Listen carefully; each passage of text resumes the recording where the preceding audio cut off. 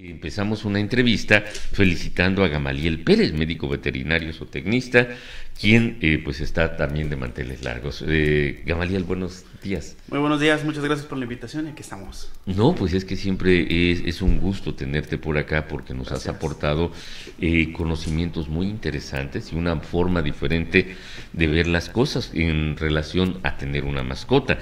En este día vamos a hablar de los famosos ectoparásitos, o mejor dicho, de las pulgas y las garrapatas, su infestación y los riesgos que puede llevar para el humano si nos llegan a picar, pero aparte la crueldad de tener una mascota con esos con esas plagas, ¿verdad, Gamal? Sí, claro, desde luego, pues es un factor en el cual las mascotas, tanto las mascotas corren riesgo como los propietarios, ya que pues son unos parásitos que pueden ahora sí que transmitir enfermedades de manera zoonótica, es decir, del animal al humano, y que pues es un riesgo zoosanitario, por decirlo así. ¿La enfermedad que transmiten las garrapatas a los humanos, cómo se llama?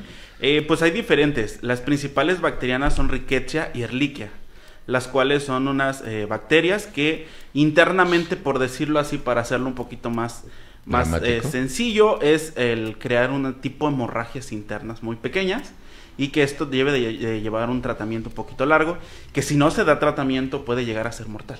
Y la Rickettsia ha sido famosa porque artistas de renombre se han enfermado de esas cosas. Así es. Dicen que es bien difícil, que es una comezón y creo que no deben de tener ropa durante la convalecencia. Sí, y así es como la enfermedad de Lyme, que esta se hizo muy famosísima porque le dio a la cantante Thalía.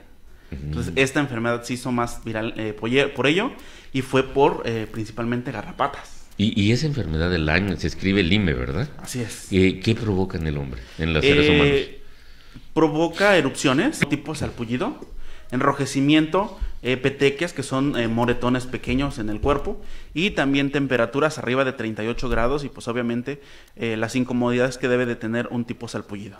Y eso es por un descuido al cuidar a las mascotas, pero las mascotas debe ser también terrible, como el animalito que nos mandaste de ejemplo, que pues se ven a simple vista los montones de garrapatas. Sí, claro, y que también las garrapatas no son exclusivamente de perros y gatos, sino que también lo tienen aves, reptiles y todo tipo de mamíferos que se pretende o se dice que son de sangre caliente, por decirlo así.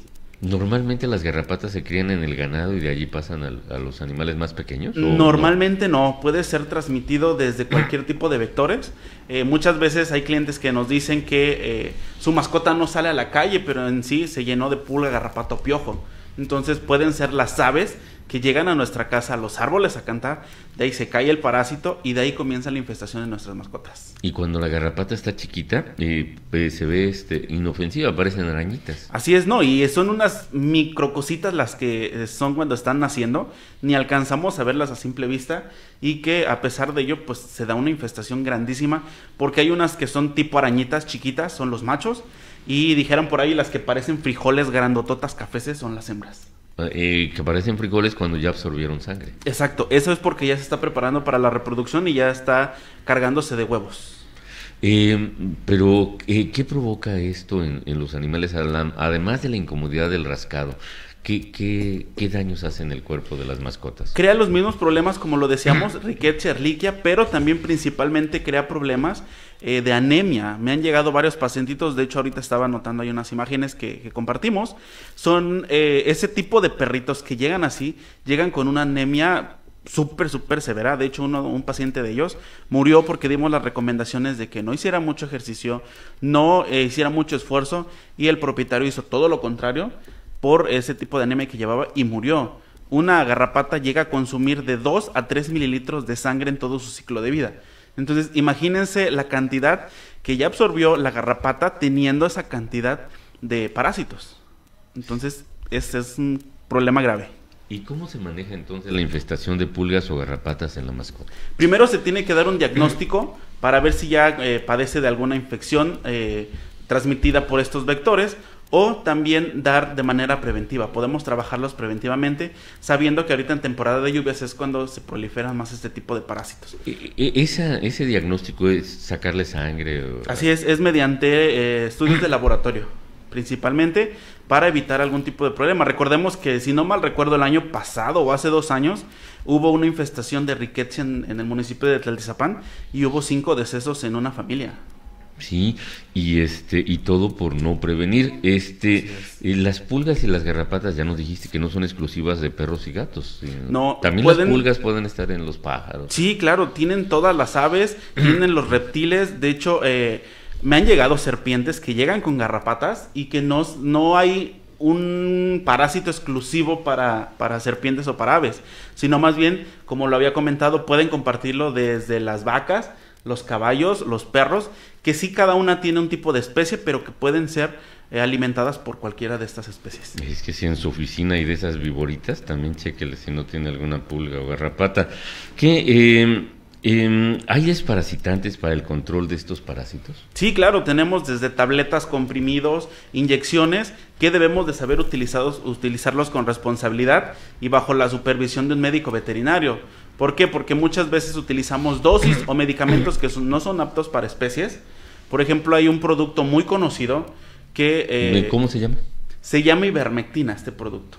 Lo están utilizando desconsideradamente en estos tiempos, y este producto, si no se administra la dosis correcta, en las razas correctas, porque hay razas que son predisponentes a intoxicación, vamos a crear problemas en hígado y riñones. Estoy entendiendo que la ivermectina fue una de las cosas que le metieron a la gente que tenía COVID, ¿no? Así es, porque se decía, no se ha comprobado científicamente, que combatía al coronavirus, pero todavía no se tiene científicamente comprobado. Y aún para su función esencial tiene que ser con cuidado, porque obviamente los medicamentos, la acción de los medicamentos está basado en la dosis. Sí, claro. Y pues a veces, como la gente que le da aspirinas o cosas así a los perritos. Sí, bueno, yo a lo menos en lo personal, cuando brindamos consultas, yo creo que el propietario tiene derecho a saber qué es lo que se le está aplicando a su mascota. Muchos de los propietarios quieren sentirse más listos que nosotros, y al escuchar que nosotros aplicamos ivermectina, cuando nosotros utilizamos de uso exclusivo para pequeñas especies, ellos van a otra veterinaria, compran ivermectina y la administran. O sea, ya me para pasaron ahorrarse. varios casos, exacto. Y al administrar ese tipo de medicamentos, el que es exclusivo para pequeñas especies es 1 mililitro por cada 12 kilos. Y el que es para vacas y caballos o grandes especies es 1 mililitro por cada 50, 70 kilos. Es la diferencia, entonces hay que saber utilizarlos, y todo es con responsabilidad. ¿La sarna es parte de estos? La sarna es un ácaro que se da de manera subcutánea, y sí entra dentro de los ectoparásitos, pero crea unos problemas un poquito más internos a los folículos pilosos del pelo. Esto hace que se hagan como tipo cavernas, por eso es que muchas veces confundimos la sarna con dermatitis y aplican los remedios caseros, como lo es el aceite quemado. Y sí, ponerle gasolina o Exacto, petróleo, sí. Aceite quemado. Y muchas veces funciona, pero no es porque sea el medicamento que se está trabajando, sino más bien porque el ácaro de la sarna crea cuevas en esa piel. Nosotros, al poner un tipo de aceite, un tipo de grasa, bloqueamos ese poro, y lo que hacemos es que se asfixie el ácaro ahí. Pero, por ejemplo, cuando el animalito se lame en la zona Hay donde se le puso el intoxicaciones. petróleo. Hay intoxicaciones. Y por ejemplo, la sarna, que no está dentro de lo que planteabas, pero ¿cómo se combate? Que entiendo que con una inyección, ¿no? Exacto, ahí entra la famosísima ivermectina, algunos otros productos sistémicos, hasta baños medicados podemos trabajar. Y también recordemos, les repito, no siempre es sarna cuando tenemos problema de piel, puede ser una dermatitis producida por parásitos, bacterias, hongos o levaduras. Sí, debe ser terrible, pero lo debes de ver. La gente que lleva a su mascota al veterinario normalmente tiene más cuidados que la gente que de por sí no acostumbra darle atención médica, pero que llegan casos como el de las fotos. Sí, que luego llegan y nos dicen que con la primera inyección quieren que pum, desaparezcan todos los parásitos, y pues no es así. Los desparasitantes, cualquier tipo de desparasitante, deben de llevar sus refuerzos cada cierto tiempo, dependiendo cuál utilicemos, y que no con una única inyección va a ser mágico todo. Y que también, si en casa tenemos una infestación, también debemos de tener en cuenta ese tipo de problemas. Y por ejemplo, aprovechando, ahora sí que te vamos a pedir la consulta completa, como dices tú, en tiempo de lluvias, no sé por qué las pulgas se multiplican más fácilmente. Sí. En casa hay una infestación, ¿qué hay que hacer? Bueno, recordemos que ahorita en temporada de lluvias la humedad, el calor y todo ello son factores que proliferan la pulga y garrapata. porque esto hace que se desarrolle mucho mejor.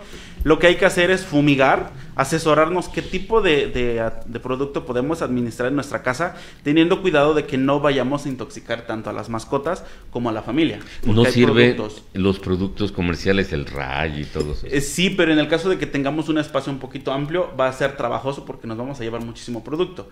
Hay otras maneras que podemos utilizar, desde productos de campo hasta productos de uso veterinario, que pueden ayudarnos y podemos aplicar hasta en cama, en sofá y en todos lados. Pero, por ejemplo, los productos de campo normalmente tienen una toxicidad más elevada. Exacto. Que el Ray. Dependiendo también el grado de infestación que tengamos. Porque si es poquito, pues podemos utilizar algo un poquito más sencillo.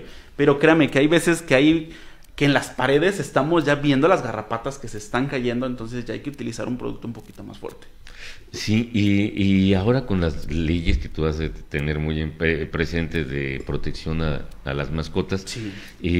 Un dueño que descuida al nivel de que se le vea la infestación a sus animalitos, podría ser denunciado por los vecinos, ¿no? Es maltrato animal.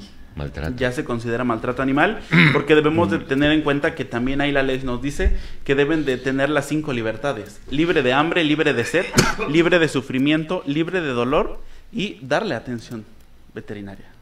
Sí, y por ejemplo, esto le pasa a las mascotas, bueno, estoy generalizando a perros y gatos, de gente que tiene niños, que las mascotas son para entretener a los niños, o también los adultos que digamos que no tienen al perro para entretener a alguien, sino para una compañía, o ya viven los perrijos, pues sí. Les puede pasar eso, que se descuiden y se llenen de pulgas o garrapatas. La pulga antes, fíjate, era algo común.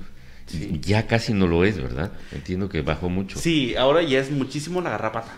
La garrapata. Y retomando el tema que me comentaba, yo siempre les digo a mis clientes, una mascota no es un juguete ni tampoco es para que se lo compren a los niños. Porque muchos perritos, muchos gatitos han llegado muy mal, en malas condiciones, porque se les cayeron a los niños. Y que también recordemos que si tenemos este tipo de problemas con parásitos y están conviviendo con los niños, llevan más riesgo de que tengan este tipo de problemas en infecciones los niños, por estar en mucho contacto con ellos. Y que las garrapatas siguen a cualquier tipo de persona que tengan una temperatura mínimo de 26, 28 grados. No, bueno, todos tenemos esa temperatura. Exacto. Entonces, por eso le digo, todos los seres vivos que tienen una temperatura superior a ello pueden tenerlo, sin excepciones. También las serpientes, que se consideran que son de sangre fría, ellas también pueden tenerlas. Entonces, no tienen como que una especie en común este tipo de parásitos. Y dependiendo del grado de infestación, es caro, porque muchas veces la gente dice, no, pues no tengo dinero, es el perro, es el gato, pero es caro controlar las pulgas y las garrapatas. Recordemos la ley que nos dice que si tenemos tallas grandes son precios grandes, si son tallas pequeñas son precios pequeños. Pero en sí muchas veces depende de con quién vayamos, porque hay muchas veces que hay compañeros, y lo digo abiertamente, abusan de la necesidad que tiene el propietario con el problema que se está presentando. Entonces abusan en ese tipo de acciones, y yo creo que es algo innecesario. Más bien apoyar al propietario con algún producto que pueda ayudar a su economía, pero que tampoco afecte el bolsillo. Digamos que usan mucho eso o a veces ni siquiera se fijan en que según el sapo es la pedrada, sino agarran parejo. Así es, sí, exacto. Hay gente muy humilde que quiere ayudar a su mascota, pero no tiene la finalidad. Entonces tenemos que ofrecerles alternativas para poder ayudar, porque recordemos que nosotros estamos dentro de un factor en el cual también depende de nosotros la salud pública. ¿Ustedes hacen alguna especie de juramento hipocrático? Claro. Sí. ¿Y qué dice, por ejemplo? Se tiene que brindar la atención sin importar el valor de la mascota, ni tampoco el nivel socioeconómico que tenga la persona. Y por ejemplo, hablando de todo eso y con los nuevos tiempos que vivimos, ahora hay mascotas carísimas. Muchísimo, muy caras, que créanme que en veces da hasta miedo meterles mano, porque un problema que pueda desarrollarse, pues no sabemos el problema en el que nos metemos, pero hay mascotas por muy económicas, desde los 25,000 pesos. O sea, las baratitas son de 25. Están carísimos. Los gatos más baratos, los gatos muy baratos, están entre 5 y 8,000 pesos. Pero son de marca, bueno, quiero decir de pedigrí. Sí, de raza. De raza. Son de raza. Ajá, sí. ¿Y como que cuáles son los gatos de 25,000 pesos? Persa, Angora, algo así como los que salen de las novelas. Esos son los gatos que son más comunes. O sea que yo tengo ahí mucho dinero con Gelipe, que es sí, claro, de una raza jojutlense, es jojutlense, sí. Gelipe. No, pues podría ser una raza mexicana, no lo conozco, pero podría ser la raza mexicana. Es así, criollito de acá. Sí. Sí, pero, ahí está Gelipe, mira. Ahí está. Ese es Gelipe, mira. Sí, es un mexicano. 100% jojutlense. Sí. Entonces sí, tengo mucho valor allí. Sí. Y cuando, perdón, hablábamos de que ahora las mascotas implican una gran inversión. Sí, claro. Y por ejemplo, hay mucha gente que no tiene los recursos, pero por presumir una mascota se la compra, pero después no le puede dar el mantenimiento. Así es. Recordemos que entre más pura sea la raza, más delicados van a ser en cuanto a sus cuidados, en cuanto a sus problemas de salud y en cuanto a los requerimientos de alimentación. Sí, por ejemplo, los Pug, que a la gente le llama tanto la atención después de esa famosa película de Hombres de Negro, pero en realidad están bien llenos de defectos, los pobres. Pues es que fue una raza muy manejada y que ahora se están dando cuenta de los problemas que pudieron evitarse al hacer un tipo de perros braquicefálicos y que pues tienen muchos problemas, principalmente respiratorios, por el tipo de hocico que tienen. Entonces, estos problemas pudieron haberse evitado cuando se estuvo desarrollando la cruza para obtener estas razas. Bueno, yo conozco un perro de esos que le hicieron una operación en la nariz para que pudiera respirar mejor. O sea, es parte ya de... Sí. Y que también debemos tener en cuenta que este tipo de perros, para hacer una cirugía es muchísimo riesgo. Y si vamos a realizar una esterilización o una castración, lo que se recomienda en ellos es que se realice mediante anestesia inhalada, el cual nos da un efecto muy rápido, que en caso de que tengamos algún problema respiratorio, quitamos rápido la mascarilla y pues vuelve en sí muy rápido el perro. Dios mío, eso sonaría a ciencia ficción hace 20 años y esa es la realidad. Exacto, sí, es muy factibles a que mueran por paro cardíaco por el tipo de respiración que tienen. Y estamos hablando de que la preparación veterinaria que tú recibiste requiere de una constante actualización. Sí, claro. Aquel veterinario que no se actualiza después de 5 años de egresado, pues ya, vamos quedándonos atrás. Caray. Y bueno, todo esto lo hemos platicado exactamente en tu día. ¿Hay alguna asociación que celebre, que organice o que conjunte la pachanga? La Federación Mexicana de Médicos Veterinarios, son tecnistas aquí en México, pero pues esto se da a base de que se decretó la primer escuela de veterinaria aquí en América Latina. Por ello es que hoy se festeja el Día del Veterinario el 17 de agosto. ¿Y hoy se van a reunir o van a hacer alguna cosa o son así, no son gregarios? No todos, pero sí hacen reuniones. Hacen, o sea que exacto. Yo, la verdad, no he tenido la oportunidad de asistir. No he asistido por falta de tiempo, la verdad. Siempre andamos corriendo, gracias a Dios hay trabajo y no me he dado la oportunidad más bien de asistir. Sí hemos recibido la invitación, pero no nos hemos dado la oportunidad. Ya ven los pacientes que no lo dejan celebrar a Gamaliel. Pues bueno, te agradecemos mucho el tema original, que era los ectoparásitos, son los que se alimentan de sangre, ¿verdad? Aquellos parásitos que están afuera de la mascota. Afuera. Pueden ser desde pulga, garrapata, piojo, y ahí entra también el ácaro de la sarna, podría ser que sí. Exacto, y es el tema de hoy, que no se puede descuidar y que la mascota tiene derechos, y no dárselos implica una responsabilidad que puede ser hasta penal. Así es, exacto. Puede ser desde multa económica hasta cárcel. En estos tiempos ya estamos hasta en cárcel. Así es de que no llegue a ser tan cruel como para dejar que sus animalitos, perro, gato, serpiente, pollo, lo que sea, se infesten de pulgas o de garrapatas. Así es.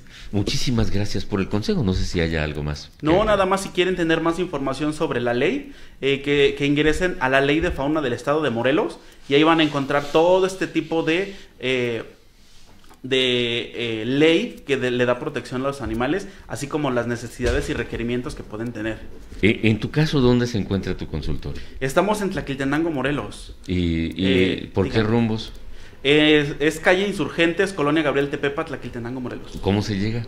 ¿Desde aquí de Jojutla? De aquí de Jojutla, nosotros damos como ubicación el campo deportivo de la Gabriel Tepepa. Caminamos hacia la calle Insurgentes.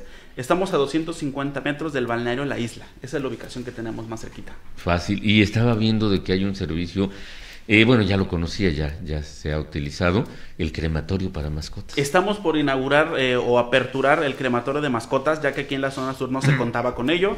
Esperemos ya en Dios a partir de noviembre ya se cuente con este tipo de servicios, dando la oportunidad a los propietarios de que sabemos que es algo feo porque perdemos a nuestra mascota, pero tener un recuerdo bonito porque tenemos con nosotros las cenizas. Exacto, y eso actualmente ya se utiliza en Jojutla, pero vienen de Cuernavaca. Exacto, hay un crematorio aquí en Morelos, únicamente para mascotas es uno, que está en Jiutepec, y que a partir de ahí pues surgió la necesidad de nosotros poder realizar este tipo de proyectos porque no lo había en la zona sur. Y para requerir nosotros del servicio que viene de Jiutepec, pues los costos se incrementaban muchísimo porque cobran el servicio por venir a traer el cadáver, por venir a dejar las cenizas y aparte el servicio de cremación que se está ofreciendo. Y entonces ya va a estar aquí en Tlaquiltenango. Ya va a estar en Tlaquiltenango y pues los costos disminuyen muchísimo. Sí, y eso es un cambio porque quienes tenemos mascota y no tenemos un patio amplio para enterrar, cuando llega a fallecer la mascota se crea un problema. Sí, claro, y que es un proceso ampliamente seguro, que no es contaminante. Estamos registrados ante la Secretaría de Salud, ante la Semarnat, Profepa. Nos llevamos 4 años en registrar todo este tipo de servicios porque sabemos que es una responsabilidad medioambiental para evitar contaminaciones y que se deben de tener un buen manejo de los desechos que aquí se producen. Y se le quita el pretexto a los irresponsables que solo arrojan los cuerpos a la carretera que pueden o al ser río. un foco de infección tanto para otros animales como para el humano.